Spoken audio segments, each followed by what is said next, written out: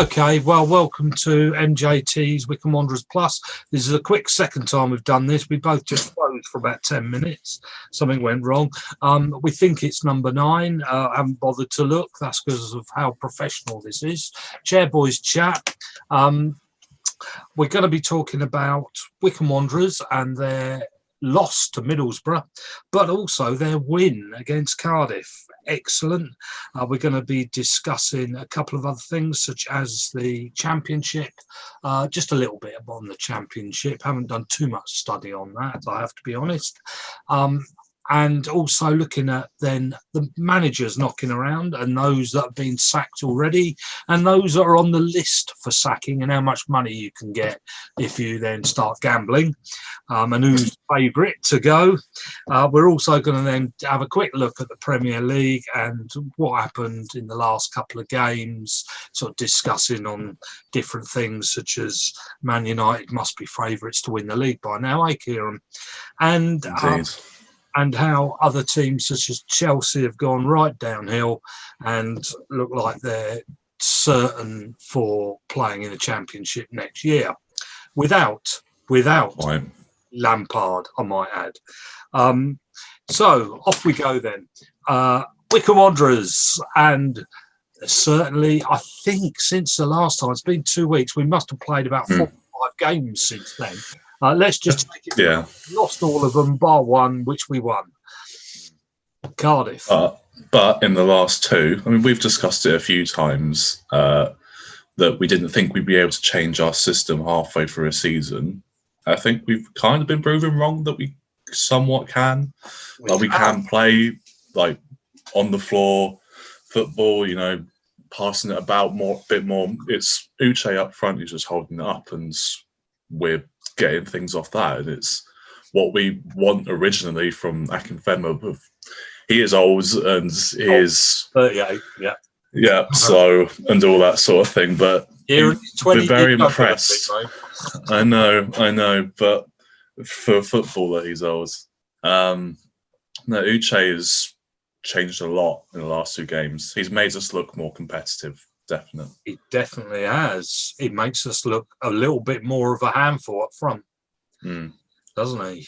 He actually looks like we've got a clue route to goal. Yeah. It looks like it's planned rather than pure luck and bounce of the ball, in fact. I'd say it's arguably a little bit rusty at the moment. You can kind of see that we're not doing it as much as we could be. But we have only just started, you know, doing this in the last 2 games. So actually playing football. So, I mean, hopefully in the coming games when we do play these bottom teams that we can do some damage against them. I think so. Just to ask, when teams such as Sunderland and the like left Wycombe Wanderers and all their fans walking out of the gate, so who'd want to watch that every week? Did you want to watch Wycombe every week before we got the guy up front, Ikpeazu, and we were just belting it up the middle? Because I got a bit bored of it, to be honest. I have to be honest, I wasn't as such watching it too much anyway, because I don't have a season ticket and I'm at uni and money and all that sort of thing.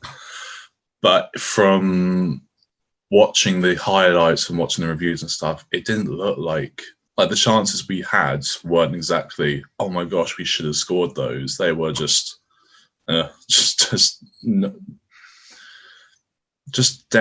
just dull rubbers that we just lose like 2-0 or 2-1 or something, and you don't think any more of it, really.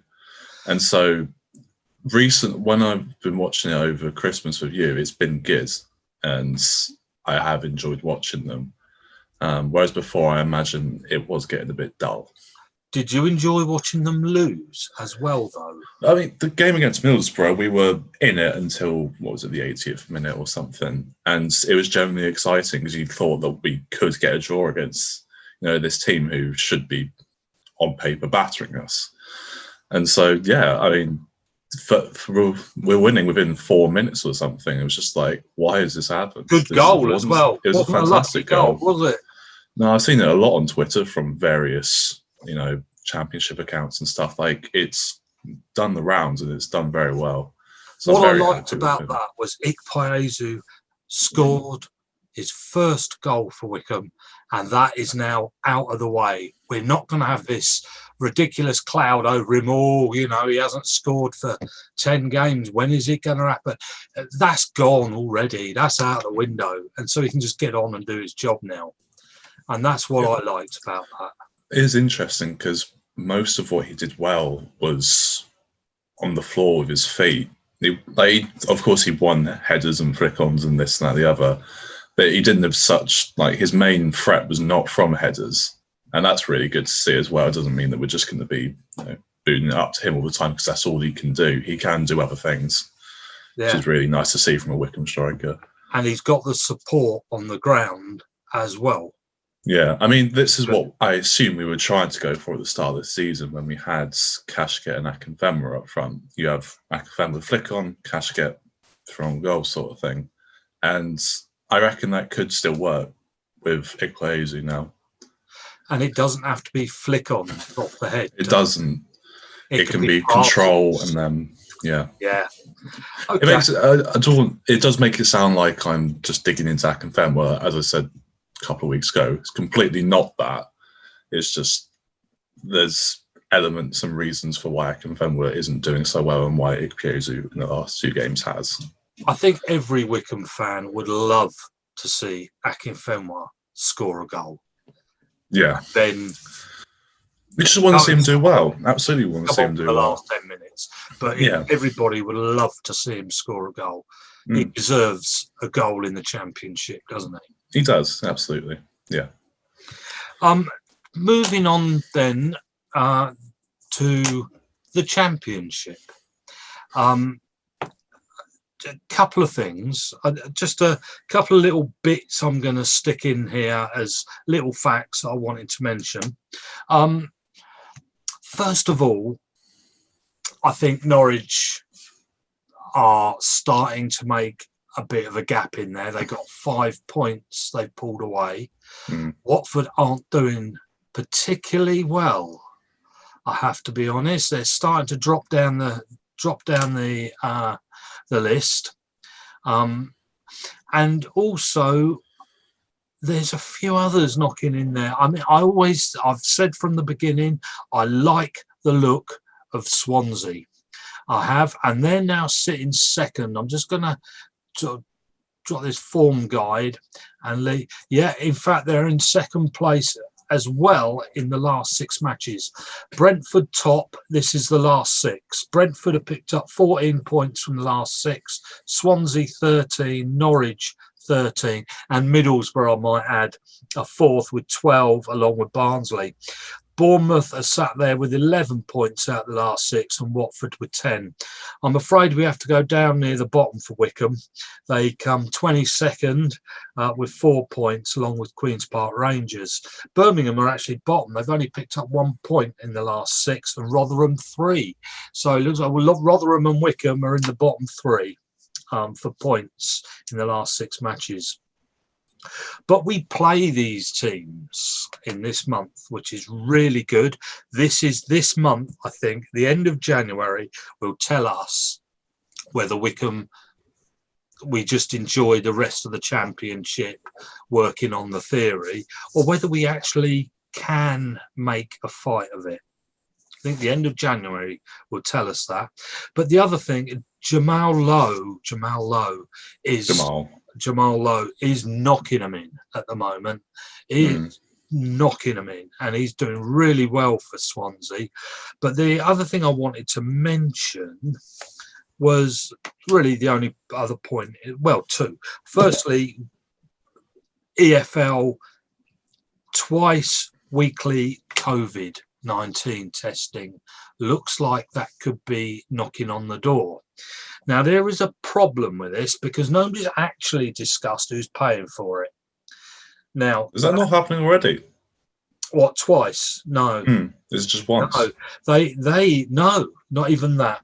They only have to get tested if they show any symptoms, just like me and you. And that is why there have been, out of the 72 clubs in the EFL, 43 have had one or more games called off. Over half of the 72 clubs have had a game called off. Now, the snag is it costs the club something like £4,000 for one round of testing for the club. Now, you imagine them having two with no fans coming into the ground. You're the team at the bottom of Division 2. There has been a number of clubs that have suggested they will go broke if they bring this rule in. I think they probably would, wouldn't they? Yeah, I mean, I want to know what the Football League think they're going to do. If you were to, just to say to anybody watching this, if you were to have a look at my recording on money, who nets all the money, which I recorded just last Monday, I think it went out there, you will see how poor the clubs are at the bottom. And actually what an insult it was when the Premier League offered the teams below them some money to either have or on loan, how much they were offering and what an insult it actually was. But if they've got to have spend £8,000 a week each club, I mean, how are they going to do that? I'd say Championship clubs, it's possible but annoying. Most of the Championship clubs should be able to do that, to be fair. League One would be a decent chunk, and League Two could actually put the teams in a danger by the end of the season, because I'd try to work out how many weeks that would be. If you're doing like 20, should we say 26 times 4, like it's over 100 grand kind of thing. It's probably 200 grand or something. That's an awful lot of money for them. That's probably wages they pay, annually. So having to just double that because of COVID's things, it's not really a goer for them. They can't afford that. And the EFL or the Premier League will actually have to look at who's paying for that. And you, again, on that programme I made last week, you can see why it's so, or make your own mind up, why I think it's important that the Premier League keep these other groups alive over this period of time. Otherwise, I think it will ruin the Premier League. Just before we come back to the COVID, I just have to sit in there about Derby, how they've improved. Is Wayne Rooney a good manager? Okay, do you think he's a good manager? Derby have kept their 5th clean sheet from the last 6 games, winning 4-0. Now, they've shifted up the table by quite a bit and got themselves out of trouble. Derby are now 12th in the league. They picked up 8 points in the last 6 games. Now, that's just above what would normally be relegation, but of course there's a lot of teams doing a lot worse. So they're doing all right, actually. Is Wayne Rooney a good manager? I don't think you can say yet, can you? But he's doing something right. He's getting that many clean sheets. He knows something. He knows what he's doing.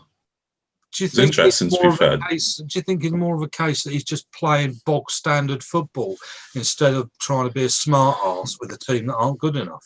Arguably, but that's not a bad thing at the moment. If they're just trying to get out of relegation form and try and pick up some points, move up the table, then just doing the bog standard things is not the worst thing in the world. Do you think this is like a manager standing at the side of the pitch on a Sunday morning at you, shouting, "Keep it simple, keep it simple"? It could be. It could be. To be fair, of course, if we're talking about Lampard's, Gerrard's, Solskjaer's kind of thing going, if he was to go to Man United, for example, he'd obviously have to buckle up his ideas a bit. But at the moment, if he's near bottom of the Championship, then doing the basic things will get you points. So I don't think you can say whether he'll be top tier manager, but decent manager, absolutely. It's probably why Lampard's not doing so well at the moment. Maybe you can do the average things, but the top things not so much. Yeah, we'll come to that. We'll come to that. The last thing I have to mention in there about Armstrong for Blackburn, who's been knocking them in this year, along with Tony for Brentford. Of course, we'll discuss Brentford's game coming up, maybe, because of course they've got to the semi-finals of the League Cup. But Armstrong is only actually 23 years old. He's not knocking on the door ready to retire just yet. The reason he's actually improved this year, just to say, is he's moved from the side as a sort of Mane type figure. He's moved up into the middle, and that suits him far better. But here's your interesting little point for Armstrong. Do you know Tony, who is the other, of course, Brentford, been banging them in for Brentford, top 2 goal scorers, Armstrong and Tony. Guess where they come from? What, geographically? No, Newcastle. They were Newcastle players who Newcastle didn't want because they weren't good enough. Nice. And they're the top 2 goal scorers in the Championship. Judging by how that club is run. Oh, what a mistake, you feel. They weren't actually wanted. I mean, they didn't even get money particularly for them. Nothing worth counting. And they let them go. I mean, you could say it's an error. You could say it's a mistake, but then buying players back is not so rare these days, is it? Well, Newcastle are considering Armstrong, I know. I'm not surprised. And that's going to cost him a bit, especially a bit embarrassing knowing that's where he came from, of course. Yeah, I mean, Championship players can cost a flipping lot these days, up to 20 mil sort of thing, so they will have to pay out. But what I mean, surely, I mean, you see Liverpool players playing in the Championship, maybe not doing so well. One or two of them. Some of them are. And some of them are, etc., etc. Shouldn't they have kept hold of them just that little bit longer? Well, you should always, even if you're not so sure, you should always just try and loan a player, surely. I mean, they couldn't have checked him out completely. He's only 23. So I don't know whether they did loan him out or not, and just they didn't think he was right. But, you know, I mean, teams should always loan players out before deciding whether they're going to be good enough or not. I just think that's so humiliating that Newcastle are looking for a striker, and the striker they use at the moment is Mr. Tall Guy from West Ham when he's fit. Andy Carroll. Yeah. Yeah, but Armstrong and Tony in the Championship, who were the top 2 goal scorers who Newcastle got rid of because they weren't worth it. Yeah, but are they going to be realistically replacing Callum Wilson? I suppose they ended up buying him as opposed to they could have just used the other 2. But yeah. Okay. Classic Newcastle. Classic Newcastle. Yeah, I must be so frustrated. Okay. Anything else to say on the Championship? I thought we'd just sort of touch 1 or 2 points there. I guess the last thing to say is that of course, the window is open now, and some players are being picked up. And of course, the Norwich doing so well. There's a few teams looking around at Norwich players, and Norwich have said, "You keep your hands off. Nobody's going." Like Catwell, etc. I know sort of 1 or 2 teams had their eye on him, but they've actually shut the door and said, "You keep well away. Nobody is leaving this club." And certainly Brentford won't let Tony go. No, I think English teams like to be quite stubborn in the January window, particularly. Yeah. Foreign clubs are a bit different. If the right money comes in, then they will sell, whereas English clubs don't tend to do that. Right. Okay. And now we hit the fun managers. Now, I'm going to read a bit of information for you. This was written, I love this. This was written just 2 years ago. Okay. This is a little piece written by about Alan Pardew. Do you remember him? Of course I do. Yeah. Oh boy. And it said, look at this man, look at the state of him. He'd still be under contract at Newcastle thanks to that 8-year mega deal he signed all the way back in 2012. The worst deal in the history of deals. Had he not jumped ship for Palace to replace Neil Warnock? Hey, we played Neil Warnock in Middlesbrough. Talk about bounce around, eh? Pardew replaced professional misery salesman Tony Pulis. Ah, that name again. Yeah. At the end of November last year, that was, of course, 3 years ago, and immediately proceeded to steer West Brom Albion even further towards a now near certain relegation. That was 3 years ago, in exactly the same boat yet again. Accumulating along the way, the sum total of, this is what he got before getting sacked: 1 win in the Premier League, 1 mid-season training trip to Spain, which in translation, rather than saying training trip to Spain, you could say 1 piss up in Barcelona, as far as I've read about. 1 curfew broken, 1 taxi stolen. They need a taxi. Oh yeah. That was Yeah, funny. do you remember? 1 jacket left in a bar, 1 wallet lost, 1 phone lost. Blah, blah, blah. He has outdone himself and this manager who had previously head-butted an opposition player during a game. There is little doubt in my mind that he will pop up against again next season and steer a decent side down into relegation and 20th place. That's what somebody else thought of him. And I thought that was really quite funny. Guess where he is now? He's in China manager. or something. He's at CSKA. Then there's a Is Bulgarian he? football club. They're called CSKA, which stands for Central Sports Club of the Army. Oh, is that what that stands for? Yeah. Okay. And now Interesting. another tiny little piece. This was written 2 years ago about a guy called, you've got it, Tony Pulis. A dementor in a baseball cap, Tony Pulis continues to haunt the clubs of the upper reaches of the Championship and lower reaches of the Premier League and lower reaches of the Championship, like they were Hogwarts students. He will arrive at the football club you hold most dear, and he will tighten things up. Things will seem promising and your results in your set pieces will look good and feel good. By the time he leaves, however, he will have eroded away all the joy you had ever felt about watching your team. His team sheets crash over you like the waves of a restless sea.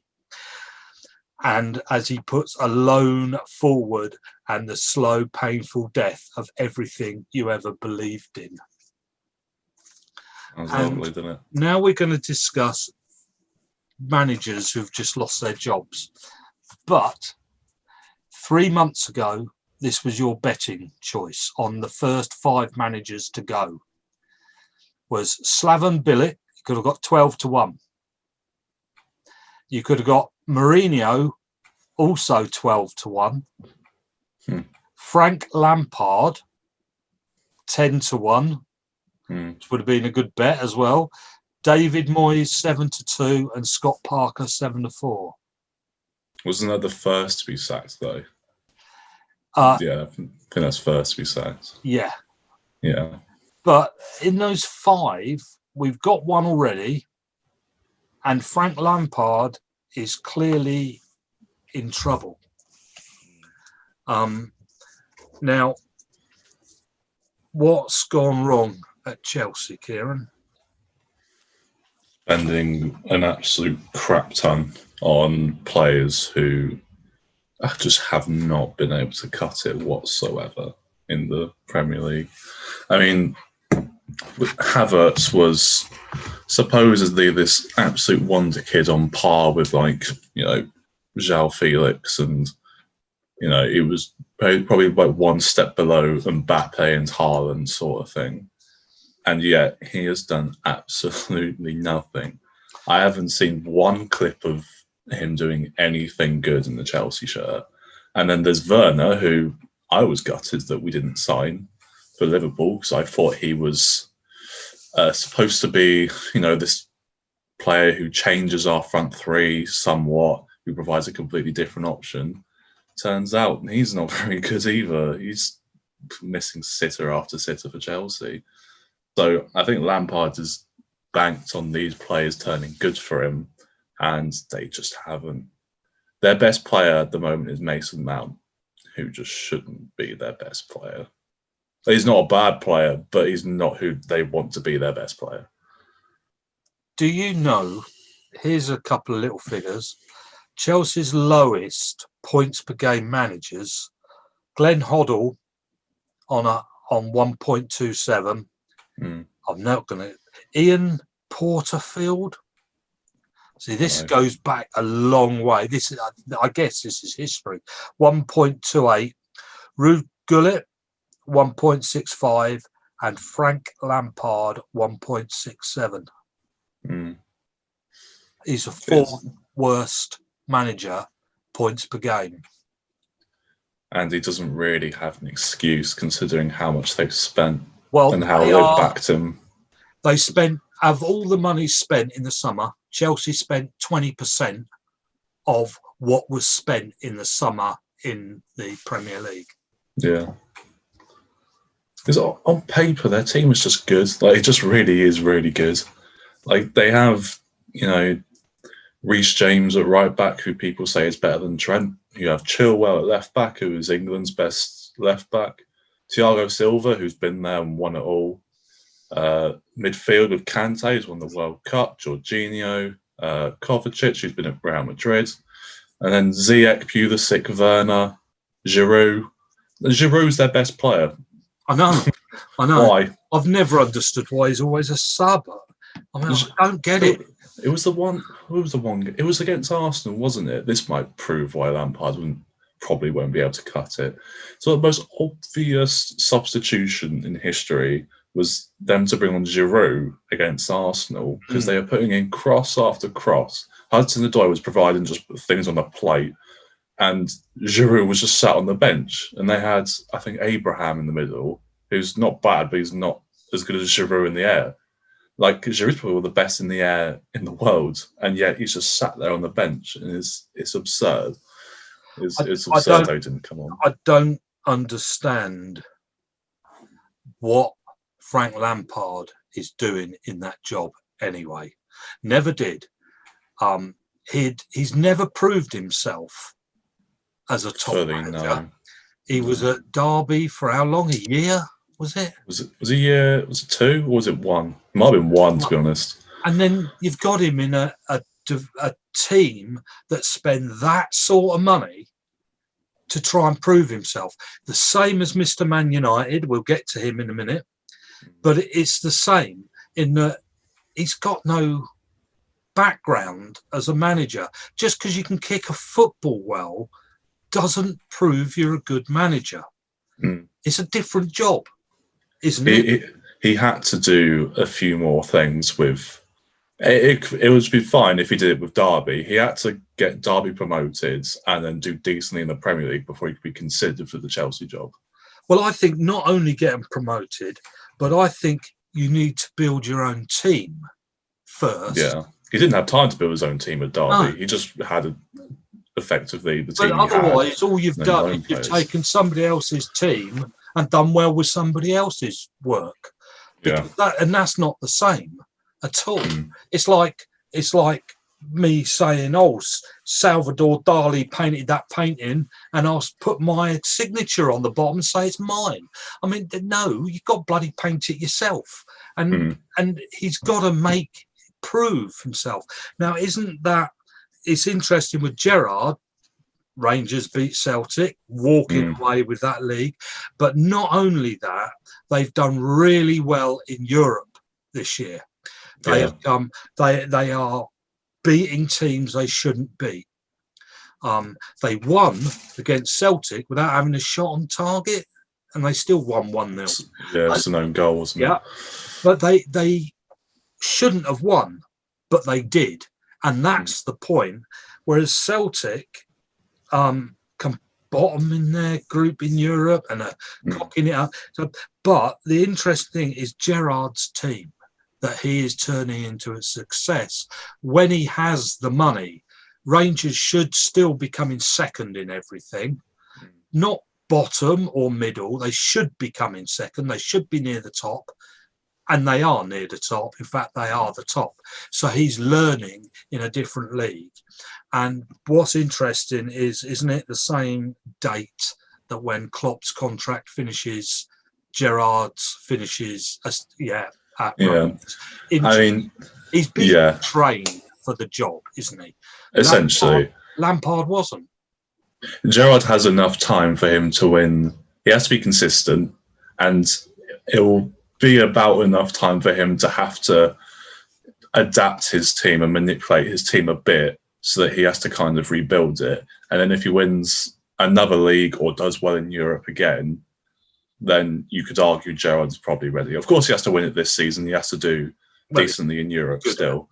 He effectively has. But he has to do it for a few seasons. Doesn't have to be next season, but at least the season after. He has to be able to manipulate and adapt his team so that they do win it again. They wouldn't give him the job, though, if he didn't do well. If he won it this season and then didn't win anything the next couple, I don't think they'd give it to him. No. Winning it once is fine, but he's got to do it a few times. I think Liverpool are a little bit lucky because we do have Klopp and we don't need Gerrard for a while. Chelsea needed someone and they just went straight to Lampard. They didn't wait for him to actually become a manager. On discussing other managers, first of all, we could sort of discuss managers in the Championship like PLUS has lost his job. Just to say the reason that they're suggesting he lost his job is because he's not playing the football that was expected of him. And it wasn't about winning, is that he'd been told he mustn't play negative football. Which seems a bit of a strange one because he has in the other. What did they expect? Clubs. I know, it's strange, isn't it? And the other one to discuss is the Watford manager. Any idea who that is? No, we won't bother. Nobody's got a clue. He's probably lost his job by the time this finishes. And moving on, Arsenal manager, how's he getting on? Because this is what gets me. Today, they're going to win the league. Tomorrow they'll lose a game and they're rubbish. Then they'll win a game and they're the best things. Everybody's talking about Man United are now contenders for the league. Chelsea were 3 games ago and now they're 8th. Tottenham were, except everybody says dodgy because they rely on 2 players only. But so what, as long as those 2 players stay fit? As long as they keep winning. But what Aston Villa, I mean, what the TV keeps telling us who are rubbish and who aren't, and get it wrong every week. Or do they? Things change very quickly in football, don't they? Manchester United contenders for the Football League. Answer that one first. Yes or no? Yes. Yes. Of course they are. Are they the biggest contenders? No? They should be, but no. I think if they had... I think they're somewhat being carried by their players at the moment. If they had a manager who was actually decent, I still don't believe that Solskjaer's any good. If they had an Ancelotti or just someone with a decent record in Europe of winning leagues and winning titles, then they would, I think, probably walk the league. Their team, some of the players they have are ridiculous, and they're just not getting the best out of some of them. They've been able to last however long they've been on this run for, but they are being carried by a few. Like Bruno's obviously carried them for a whole year. So, do you know what I wrote down about Man United? I just thought, would it be a good move for teams, the way the number of penalties are being awarded this season, which is, I mean, let's be honest, that what happened was the guy touched his back foot and so he flicked his own foot against his other leg and fell over. Now, whether it's a penalty or not, let's not go into boring conversation other than that today is a penalty. It wasn't last week. No. And do teams buy penalty takers to put on the football pitch, even if they're not the best at everything else? Out of your 11 players, you must make sure you have a penalty taker? I think you could, if you don't per se, I think your strikers should be able to take a penalty and score it. Like, that should be one of their simple jobs that they should be able to do. You see, there's a few fullbacks who are pretty decent because they take the set pieces, that they're pretty decent at penalties. You shouldn't have to buy one. Someone should be decent enough to take a penalty in your team. Should you ever take your penalty taker off and substitute during the game if he's not playing very well? You can't rely on the fact that you're going to get a penalty unless you're really Man United. Today, even though the quantity of penalties handed out, you could be taking off your goal winner, your game winner. Yeah, but if, for example, we had Milner on the pitch, I wouldn't keep Milner on just for the fact that we're going to get a penalty, because you're banking on too much. Like, you should be trying to score a goal in the way you're trying to play football, the way possible, as opposed to thinking you're going to get a penalty. But some people are really crap at them. They are. There was it Leicester against Crystal Palace the other day? Was it Iheanacho took a penalty, and it was the worst thing I've ever seen in my life. It's just, yeah. Okay, well, and any other managers? Give me your favourite 3 managers, not your favourite 3 teams. Could be team at the bottom. Name who you consider to be the best 3 managers. Everybody. The reason I thought about this is everybody praises the Leeds manager. I'm not going to try and pronounce his name. Everybody praises the Leeds manager, but he goes onto a football pitch with a 50-50 chance of being slaughtered or slaughtering the opposition. But everybody loves him. Is it because he crouches down without a chair and looks like he's having a crap? Or I don't know. But everybody praises him, but I wonder. But go on, tell me your 3 who you consider the best managers in that football league. Obviously bias. I base mine partially on what they've achieved and based on what they are able to get out of players and how, number 3, I can decide between Brendan Rodgers and Guardiola, because I don't want to put Pep in because I think he has lots of flaws, but you can't deny that he's won everything.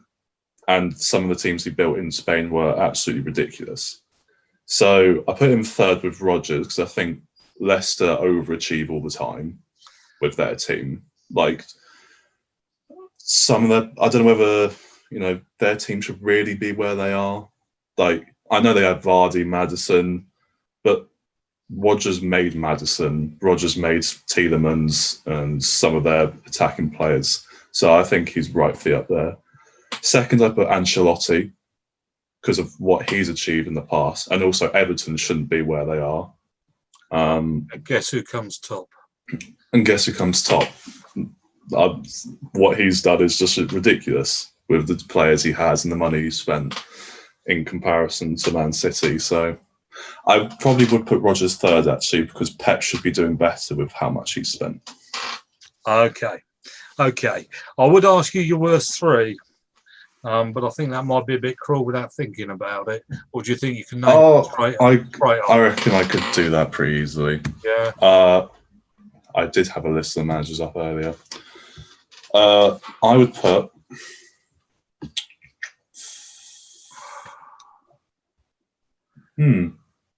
You're not sure now, are you? Steve. No, I actually quite like him. I'd put probably Parker in there from Fulham. I don't think he's not experienced enough, and Fulham are doing quite poorly. Lampard, because he's just not a manager at the moment. And I would put. I'm not sure I would put Solskjaer. I think I'd put the Brighton manager, Graham Potter. I'm not sure he's any good. No. Decent coach, but I don't think he's a good manager. No, I'd agree with that. Okay, we're not going to spend much more time on this because we are. I was also thinking, of course, I've bought me Sky Football for the month over Christmas because I'm bored. And I was thinking of I was thinking Manchester United playing Aston Villa and how good Aston Villa are compared with what they were. And what a change. And the same's applied to West Ham, in fact, etc. And I was thinking, what would be my favourite game to sit and watch? The so-and-so versus so-and-so. And I did come up with Aston Villa versus Leeds. And I thought I wouldn't want to miss that game.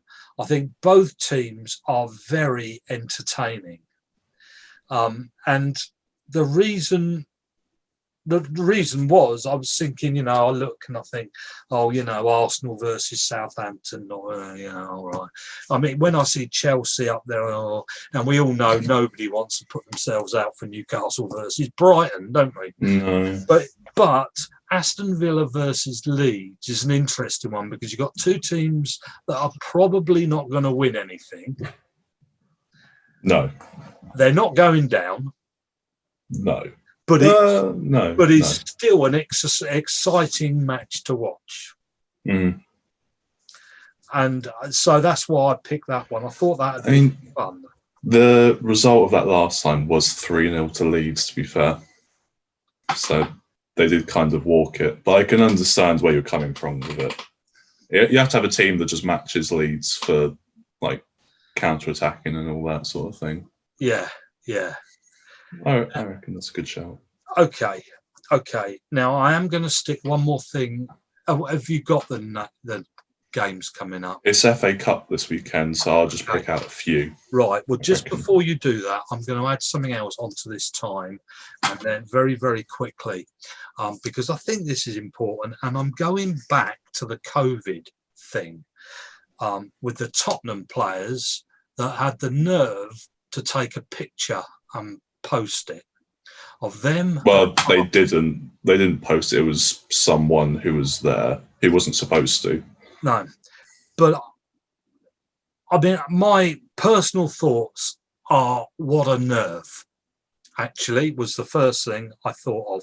And I'm just going to take one more step and say that you had the Crystal Palace guy, Luka Milivojevic.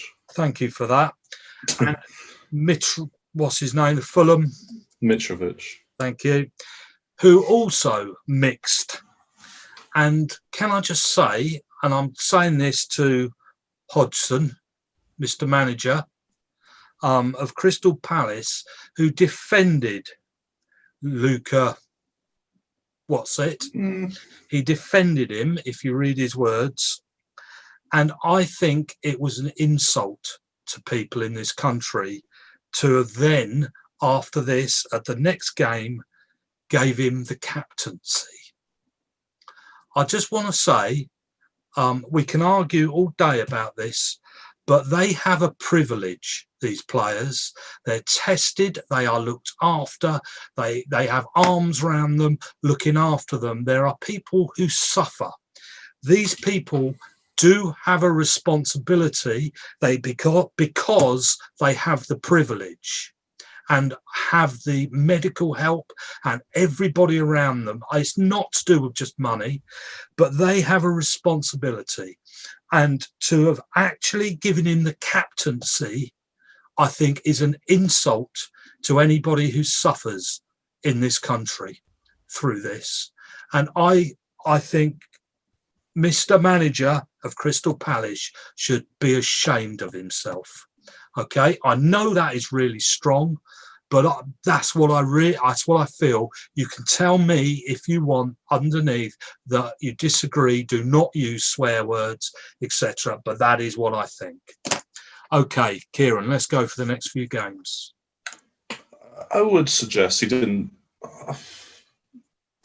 I wouldn't. Giving the captain's armband's fair, but he did slam him as well a bit. Hodgson says, we condemn it, we certainly apologise for it. I'm certain Luca is as well. As far as I'm concerned, he should take responsibility. It's an internal matter and he will deal with it, but there's literally nothing positive I can say.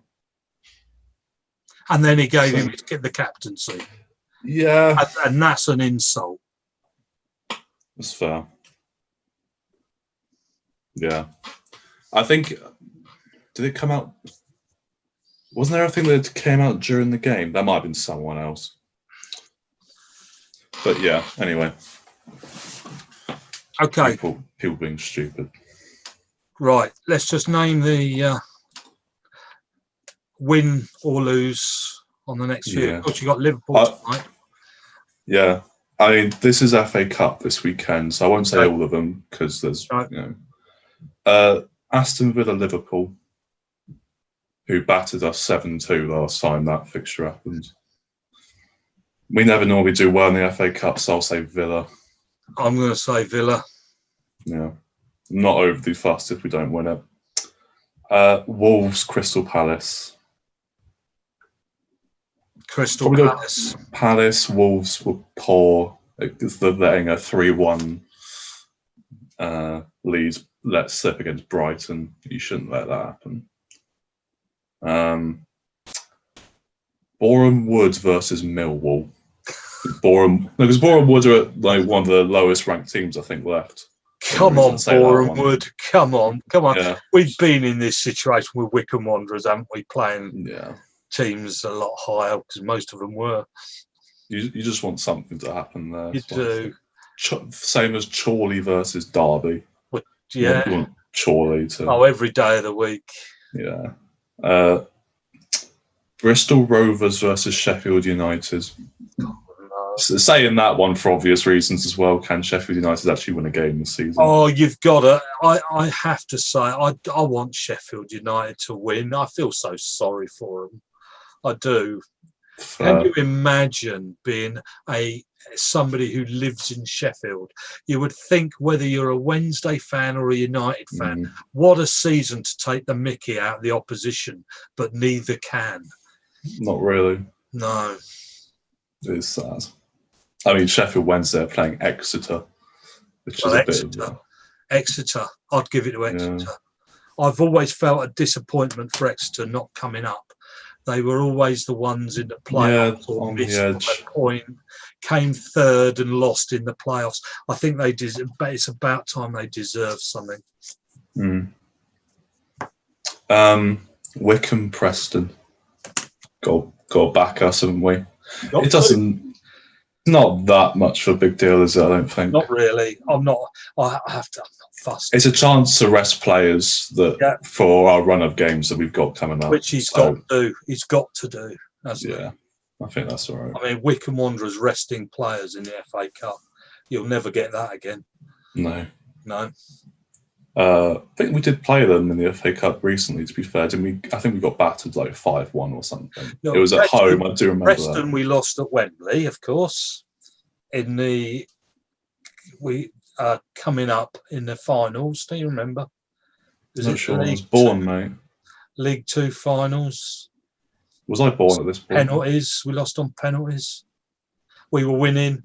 They scored in the 90-something minute, and that was Southend, wasn't it? Southend. That was Southend. Yeah. Why did I think that was Preston North End? Probably because might have done it before. The word end, probably. Yeah. Sorry, everybody. I'm an idiot. Yeah. You can read comments. Arsenal, Newcastle. That was the final once. Probably would go Arsenal. I don't think so. I think Newcastle will win that. One thing I will say about people backing Arteta now is that the 3 games he's won were against Chelsea, who are pants at the moment, Brighton and West Brom. He's not fully out of the clear. He's beaten pretty crappy teams. Yeah. Brentford, Middlesbrough. So no, you like Oh, both. that's an exciting game. That is. I hope that one's on TV. Don't know, mate. I love Middlesbrough and I love Brentford. I'll They probably are go two of my favourite teams in Championship. based on who played better against us. I'll say Middlesbrough. Yeah. Well, we didn't see Tony play very well, did we, when he played against us? That was a draw, wasn't it, against Brentford? I don't know. Is it Brentford at home? Yeah. Because they got a crap football pitch, haven't they? Have they? I think so. So Middlesbrough won't be able to play that on the ground very well. Brentford, I'll go Brentford. They're at home. I think it's pretty equal. That's fine. Give us one more. Why don't we go with Marine versus Tottenham?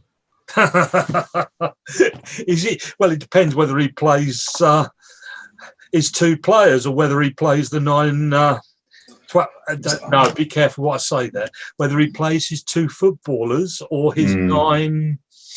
What's the word? Defenders. Servants. We'll back Marine because we love to see it. Yeah, it won't happen. Honestly, it's not that I don't like Son, but he knocked Wycombe out of the cup, didn't he? Yeah. When we played Spurs and lost 4-3. It's going wide as well, that shot at the end.